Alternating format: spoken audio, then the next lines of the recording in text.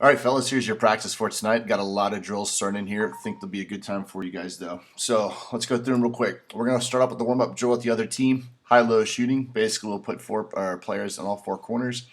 Let's just look at this end. This guy's going to skate the high route around all four corners or cones and come in. This guy's going to skate the low route and come in. So the goalie should see this shot first and then this shot second.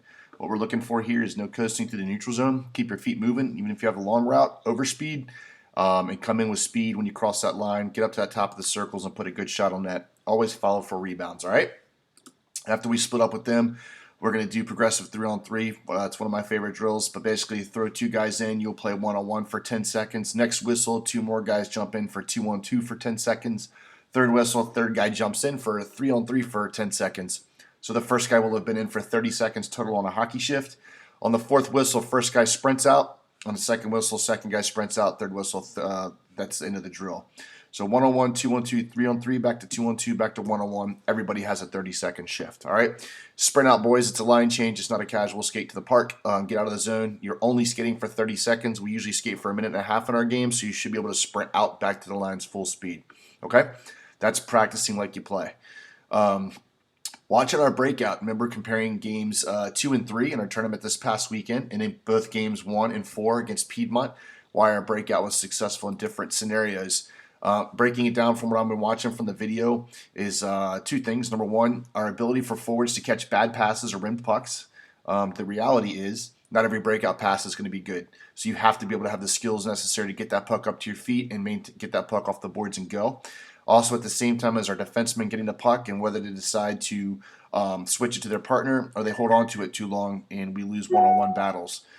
So we're going to work on that. So at one point, defensemen, you guys are going to come down, you're going to grab a puck. Depending on if you're left-handed or right-handed, it's going to be how you approach this puck and whether it's a boards bank pass or a D-to-D pass straight up off and then back to the coach. At the same time, we're going to have the forwards are going to be on the boards on each side right here. There won't be coaches here. We're going to move the coaches up to here and up to here. They're going to be giving you guys bad breakout passes off the boards and helping you guys work on using your skates to kick that up, how to get proper control of that puck. And then we'll combine all of that into a good breakout drill and see how that works for us. Okay? I have a separate video from Hockey Canada I'd like everyone to watch too. I can send that to you guys later as well. Then we're going to break up into a couple stations here. So let me just talk over here. Over here, coach is going to have some pucks, and a player is going to get out in front, and the coach is going to give you some bad passes. Throw the puck at your feet, throw it at your back of your stick behind you, in front of you. And the purpose of the drill is to get that puck up onto your stick as quick as you can and get the shot off as quick as you can versus hesitation in front of the net and taking 2 or 3 dribbles and then getting our shot off. So basically quick decisions in what we would call the prime scoring area, which is anywhere right in here. We just want to get that puck off of our stick. Station 2 over here is great for getting our defense involved in the offensive portion of our game. So basically we have some forwards here in the corner. D is going to get the top. This forward's going to have the puck. He's going to pass it up to the defenseman. He's going to come up and pressure this D. All right.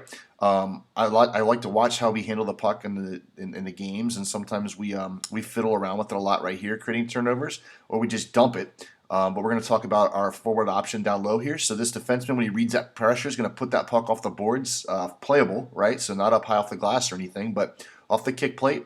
And he's going to basically do a give and go and then break towards the net, and his forward's going to move with him and give him that pass for that give and go.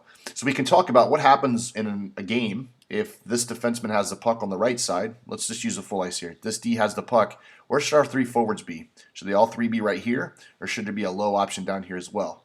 Okay, my challenge to you is if the defenseman's got the puck right here, there should be a low option, a screen, and then a backdoor player right here as well with your other defenseman supporting. And as they go D to D, you're always going to have an option down low here too. So that's what this is going to help break down. And then neutral zone here, we'll have 2 cones. Again, 30, 40-second shifts. Stop starts between the cones. Should be something we should do at this point in the season very well. All right. After we've done that, we're going to do 2 other stations. One will be a small game. Going to have mini 3-on-3 right here, but basically it's sort of the smaller version of our one-timer power play, except it's a lot tighter space. If you guys actually watch our video review that we'll do next week, our shots on goal, we have a lot of shots just occur right in here. So when the puck is behind the net, both of our forwards are collapsing. We're not really putting a man in the dots here for some open shot space. We get a ton of shot stuffs and right here within 4 or 5 feet of the goal. So we're shrinking this down a little bit to kind of work on that, at the same time work on some spacing and some depth as well. Over here, you're going to have a forward start off on the boards. Defenseman's going to start here. Coach says go. This D's going to skate a full circle around. He's going to end up around this dot. This forward's coming all the way across, picking up a puck, and he's going to come out here to where we get this one-on-one play. We're going to work a couple different scenarios out of here. I want to see the forward come in full speed, put on the brakes, and turn, and work on our defenseman once that happens to stop and then engage this guy. Come back up and close that gap and play the body. Stick on puck and body on body for there. And then we're also going to work on just our defenseman keeping that inside shoulder out, that one hand up, and keeping those guys to the outside. Forwards, all you're trying to do is skate the puck through these cones. Okay, that's it. And the D's going to work on gap control and playing the body with you guys. Okay? So those two stations are going on together. Then I want to work a little bit on our regroup. We actually have defensemen that are really good at picking up the puck and seeing and hitting forwards as we come up through here. But usually we only got one forward that's in a good opportunity to catch a pass, so we're going to work on all three. But before we do that, we'll divide the ice in half. You guys have done this drill with me many, many times, but you'll see the way we're going to build off of this. So basically, you're going to have that player skate up around the circle. He's going to pick up that puck, and he's going to throw it up to the defenseman for the D-to-D regroup right there. F2 is going to head up towards the blue line there and post up, and he's going to get that puck back. After that, he'll get that puck from the defenseman after they do their regroup. As you can see, F1's going to continue around and make sure we get an onside pass here, boys. And then he's going to go in and attack one-on-one. So you guys will work that from both sides. We'll work with our defenseman here and our forwards getting up here real quick for open ice opportunity. All right. And then this is a Toronto Maple Leafs regroup, actually, but we'll do it full ice, meaning our whole side of the ice. But basically, once that puck comes in off sides, or we have to do that regroup, those defensemen are going to go back up and get it.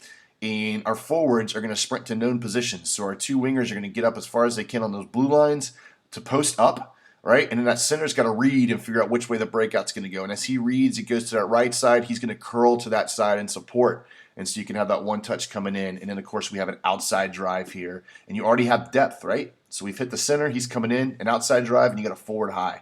So we'll work on that and combine all that together and make it look pretty pretty. All right. I believe that's everything. I've thrown a lot out here with you guys, but we'll be able to get through all of it tonight. Keep the practice moving and the tempo going well as well. I have a great article here out of Hockey Canada as well, and it's 7 rules for playing defensive hockey. But it's kind of funny when you read these articles and you read what they're talking about. It's just stuff that we emphasize to you guys. I'm going to send it to you guys. I want you to read it, and then we'll talk about it. But there's some very important things in here that I think we can all take away and up our game a bit. All right, see you guys tonight.